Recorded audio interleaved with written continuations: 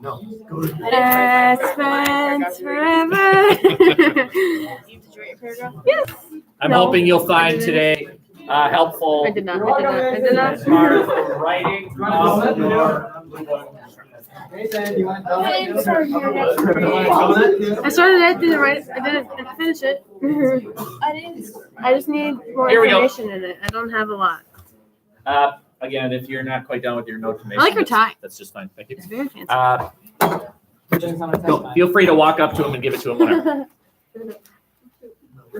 If we're looking at the second Great Awakening, what is the obvious question? When was the first? Very good. So I don't remember a first Great Awakening. Actually, we did cover the first Great Awakening. No, we did.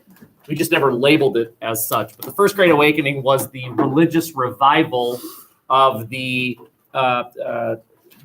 people that left Europe and came to the New World for religious-based reasons. For example, the Pilgrims, as such, that great migration led to them being in charge in the colonies, and there was a religious time period when we were colonies called the First Great Awakening.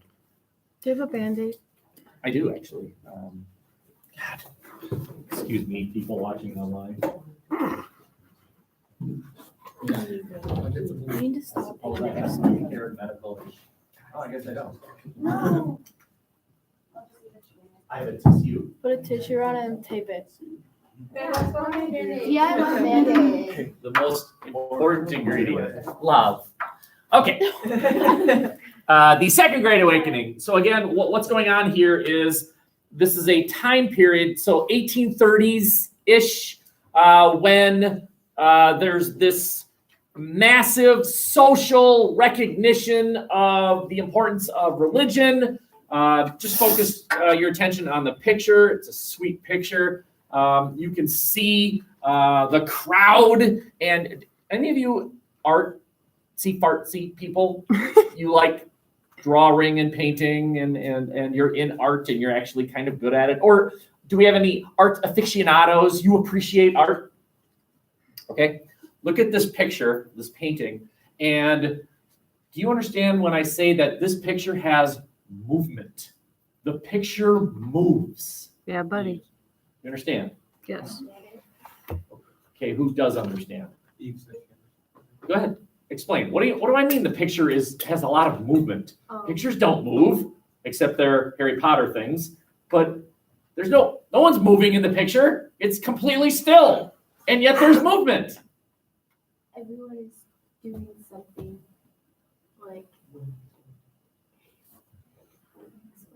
Kind of makes your eyes want to move everywhere. There's a lot of color. Your mind moves you moves the this picture. There's a lot of action going on, as opposed to what's called a still. A still is like an orange and a flower pot behind it. There's no movement in it. If you were actually there, the orange wouldn't suddenly roll, right? If you were at this scene, it would be loud. It would be exciting. It's like being at a Packer game or something like that. Your mind can picture what's happening. Very good. Your mind fills in the blanks. And who's this feller? That looks like This is a religious occasion. Who's that? no. He's the pastor. He's the main speaker. This is a revival. Anyone familiar with that term? Or if any of you have ever seen the movie Borat? What? If you haven't, I'm not telling you should rent it because it's rated R, but it's pretty fun. The religious revival. This guy has some religious views that he's expressing to the awaiting crowd. Is he an appointed member of the federal government? No. Why is he the one that they listen to? Why him? Because he's. How did he become the leader of that? And this isn't even an official church. This is a revival. You don't even see the tents. It's a tent revival. Why'd they go to him? He started talking and they liked his message.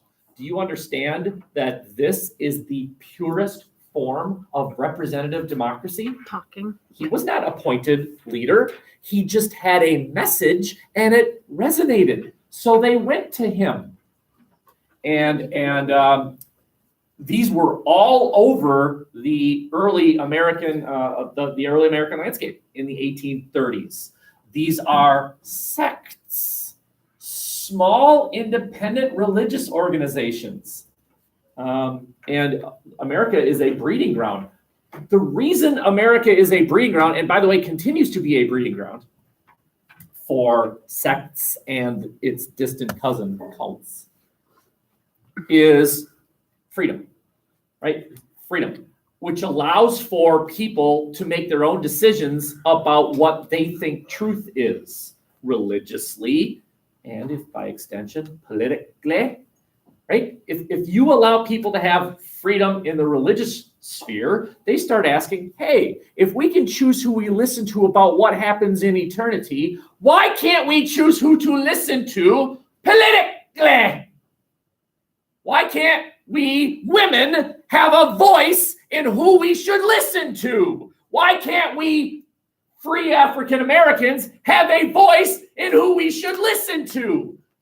What I'm telling you is that the Second Great Awakening is one of the pushers of the right for women to vote and the right for African Americans to vote. Because the logic is, gee, if we can choose who we listen to in the religious sphere, why can't we choose who to listen to in the political sphere?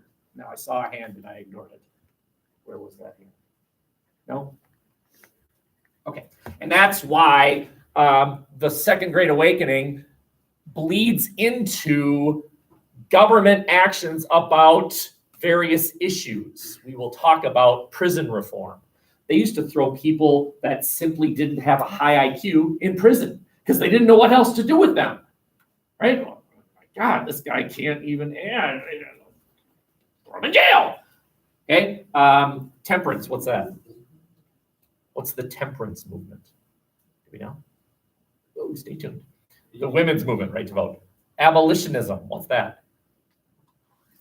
What's an abolitionist? Someone opposed? Abolish. Slavery. Slavery. Opposed to slavery. Is it alcohol? Or who's it? Alcohol's up here. Temperance. You see, religious toleration leads to political toleration. One fits in with the other. Okay. Any questions? Let's rock. And roll. So this leads to change. The Second Great Awakening leads to reforms in the 1840s. The Second Great Awakening of the 1830s leads to political reform in the 1840s. People start saying, we have a voice. Let's use that voice to affect change. And I've got some examples up here. Did you know that before the reforms of the 1830s, 1840s, if you owed debt, you could be sentenced to something called debtor's prison, where you would rot until you paid your debt. Very good. You've just identified the illogic of that. How can you possibly pay off your debt when you are being held in prison? You can't sell your product. You cannot sell your crop. You're just sitting in prison, right? So the end of debtor's prison. Today, if let's say you borrow money to buy a car and then you lose your job, can you be imprisoned for failing to pay the bank back that money? Well, no, but the bank gets to confiscate your car and then sell it. If you fail to pay off your mortgage, the bank can confiscate your home. If a divorce situation, if you, dad, are supposed to be paying mom alimony, child support, and you fail to do so, that can get into prison, jail time, but they probably do things like garnish your wages, et cetera, et cetera, et cetera. So no more debtors' prisons, okay? Anyone know what we're looking at over here, this lovely picture? What is it an example of? Shame. Well, certainly Shane. Yeah, these people aren't up here like, look at me. They're up there more like, don't look at me. Anyone else know what's going on here? They're being punished, obviously, but what is the form of punishment? Spanking, hitting, whipping. Spanking, hitting, and whipping are all examples of Torture. probably. If one of you misbehaves, can I take you and jack you against that wall? Consequence. Yes, I can, but Punishment. not legally. Okay. My dad, who taught for 35 years, had a paddleboard I was back then. about yay big, and it had holes in it so that the wind resistance was less when he would use it to paddle kids' butts. He never used it, but he had it because this was true. My sister-in-law is right now in Thailand, and I think I told some of you of this. She ended up quitting her job at one school because she wasn't hitting the kids enough. This is now, and she quit, and she's at a much more Americanized school where this form of punishment, you still haven't heard it. This form of punishment, this is called corporal punishment. Never would have got it. Physical punishment. The punishment is pain. That's the form of punishment, which is unconstitutional today, right? When you are sentenced to die in the U.S., you are not sentenced to suffer a lot and then die. You're just sentenced to die. And that's why the form of punishment we use, which currently in those states where it is legal, is one form of punishment, and that is lethal injection. That is the only form of execution considered constitutional today. We used to do things like the electric chair, but they figured out they suffer a lot before they finally go. Hanging is considered just kind of gross. Beheadings is kind of nasty, although you really don't suffer. I mean, although the French did this one experiment, right? So they talked to this guy and said, look, you're going to lose your head, but we want to know if for a little while, are you still there, right? When your head's rolling around, do you know what's going on? So just blink as often as you can after, and the guy did. He blinked. When his head was off? When his head was off. Yep. And other people said, well, that's evidence that you're still conscious for a little while. And others like, well, no, it's Well, he probably died for the just a experiment. natural react. Oh no, he died for some other reason. But the guy was willing to say, all right, I'll let you know. You have to be survived. So just for a little while there, he's like, yeah. No. Wait, but he willingly wanted to die so they could do the experiment. No, he did Oh, something. already He killed a guy. Okay, he murdered someone. Oh, he And did then- something and then he to was get. a nice enough criminal to say, Oh, All right. So this is the time period when punishments that involved pain were, by and large, eliminated. Cruel punishments were eliminated. One of your constitutional amendments says you cannot have a cruel or unusual punishment. And of course, some people say, well, then how can we have the death penalty? But the Supreme Court has ruled that the death penalty is not cruel to the people who are sentenced to it. They deserve it. As a result, it is not cruel or unusual. This is weird. It's cruel to suffer physical pain. Who had to determine that? The Supreme Court. Okay? And the changing of prisons, the paradigm shift that was shifted so that what prisons used to be is the place where you're punished for a crime to something called penitentiaries. And I would say since then, we've sort of gone back and forth and back and forth. And I think we're now starting to shift back to the idea of penitentiaries. And anyone know what is penitentiary? That's where you're like a criminal's reform. Very good. We're going to fix you. Prisons are where you're punished. Like a camp? Penitentiaries are where you're fixed. Like a camp Like a thing. camp. I mean, you're still going to be held away, but while in prison, you can get your college degree. You can learn a trade. You can volunteer. You can minister, et cetera, et cetera. The idea of helping to fix you. It's prison, but not so bad. Well, prison with society saying, look, you're going to be released back into society, we want to send you back as a contributing member of society. Okay. The third reform is, what do we do with the insane, the mentally deranged? The word used to be retarded. Today we say mentally challenged. Like my nephew, I'm sure many of you saw that video. He has autism. 150 years ago, they just lock him away. And how awful and sad. Now they need help. They should go to a hospital or some sort of medical facility or training facility, not punished. What they do? You're punishing them for being born. And that's it.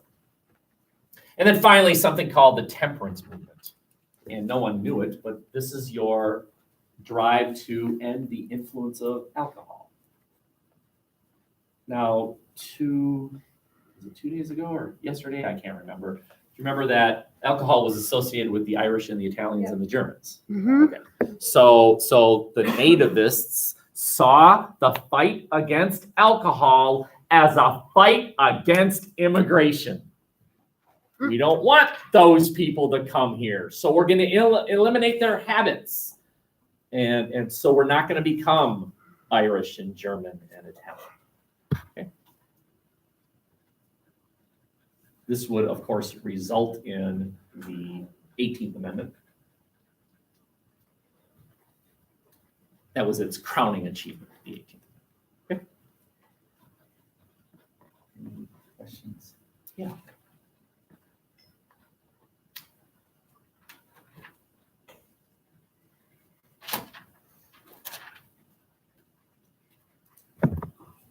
So is that still in the? Is the 18th Amendment still a thing? I'm going to give you a trick answer because this is one of these things. I'll answer your question with this. Did you know slavery is still in the U.S. Constitution? Nothing is eliminated by the Constitution. It's just that there are parts that say ignore that part. So the 18th Amendment is still there. It's just that there's another amendment saying ignore that amendment. Can't get rid of them. Just keep. Well, adding what do them? you? I mean, what do? Do you go from 17 to 19? Like, It's still there. The 18th Amendment is still there. It's just that there's another amendment saying never mind. Okay. Just gotta change the number. Great idea. Well, then that would. Why do you keep mumbling? What? No. Okay. Any questions? Okay. Shifting gears violently. You need your blue books out. No notes necessary here. This is strictly for your possible use. Students all day yesterday kept coming in. Is this a good historical example? And sick of it. So I made a list. This is a cheat sheet. You're welcome to use this. I would recommend.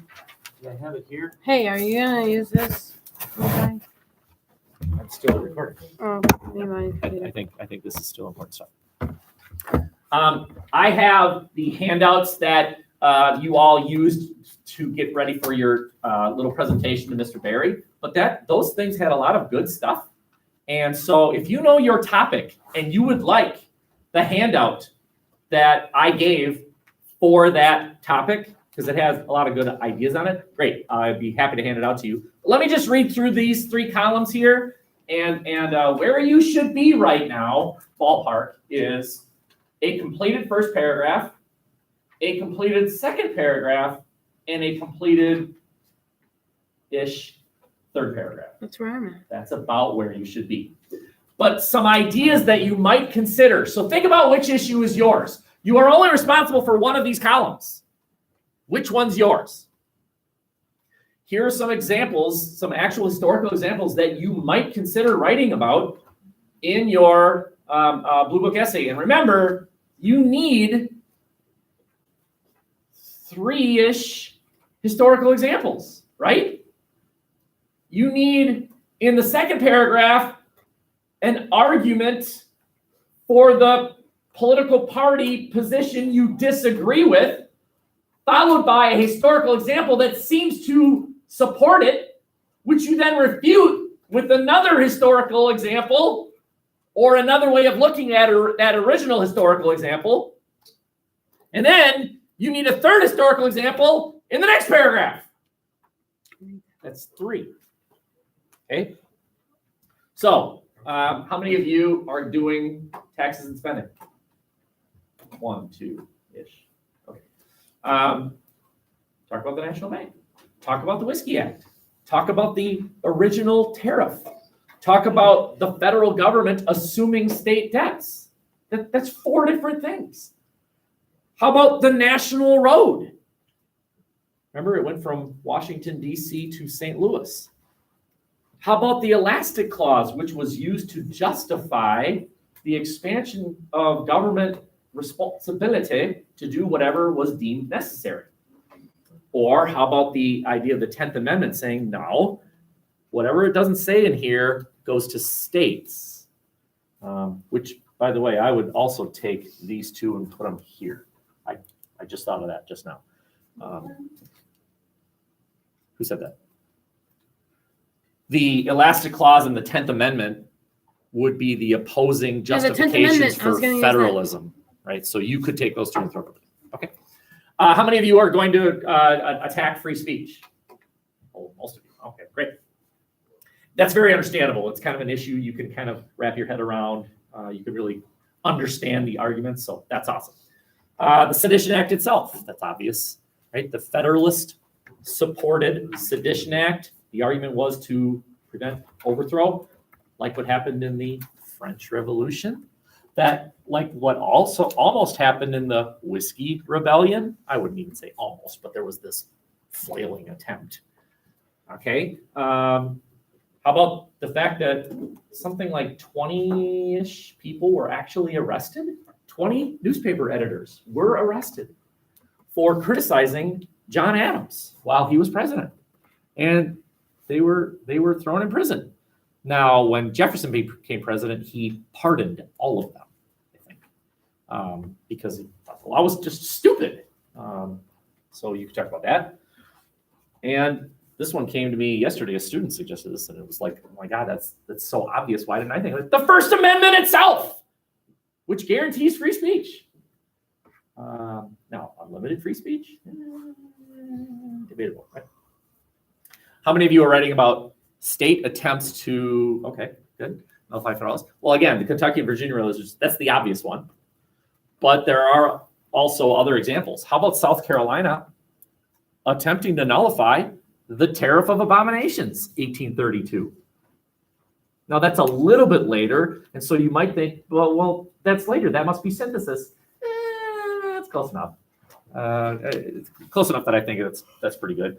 Does anyone in here recognize this was established by a court decision? And I don't know. Look it up. And basically says, look, we got to rank these things. Federal government laws are trump state laws. Sorry. So if there's a federal law that says A and a state law that says B, the answer is A. Sorry. So that's called the Supremacy Clause. The idea of judicial review, that the Supreme Court, and I can't remember specifically which Supreme Court decision this was, but I know we went over it in class, where the Supreme Court gave itself the authority to look at state laws and say, I don't know about that one. That violates the federal Constitution, right? Your state law violates the law of the land. And I can't remember which one it was. No, we went over it. I'll try and find it, and I'll find you that. Hey, what's not even up here, and where you have to add it, is synthesis, right? How many? We had an Espionage Act. We had a Sedition Act during World War I. There were laws that limited free speech during World War II. There were arrests made when kids during the Vietnam War burned their draft cards, which they argued was free speech. That's all synthesis for free speech. Today, Obamacare is an example of massive government spending. The national debt, 20 trillion and counting, is an example of debt. massive spending, tax cuts. The Trump tax cuts of last year or 2 years ago, I can't really remember. That all has to do with taxes and spending. That's all synthesis. Federalism, we've talked about this ad nauseum. Colorado's legalization of about requirements about miles per gallon. Kentucky, after the Supreme Court ruling basically saying gay marriage is fine, it does not violate the Constitution, Kentucky saying not here, not here. How about southern states nullifying desegregation efforts during the civil rights era? That's federalism. Pick any one or two or three or 100 or 1,000. You got to have one. Okay?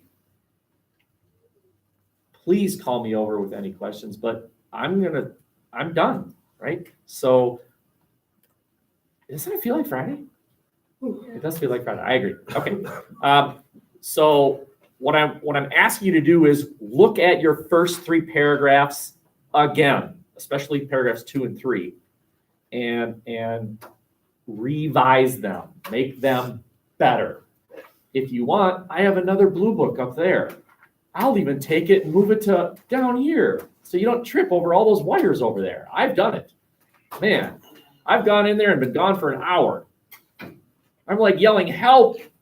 And I'm like that one professor in book 4 that's in that one thing with the right key, you know. Moody. I'm the real Professor Moody. By the way, that was a fake Moody the whole time. Why did he help Harry? To get him into. But I mean, he actually taught him things. Yeah. Don't make a sense to my brain. To gain his trust. Yeah, but To wow. gain Dumbledore's trust. Dang though. Sorry for him. Any questions? Put on a little nutcracker. We'll be good to go. Nutcracker. Vivaldi, I like winter. Vivaldi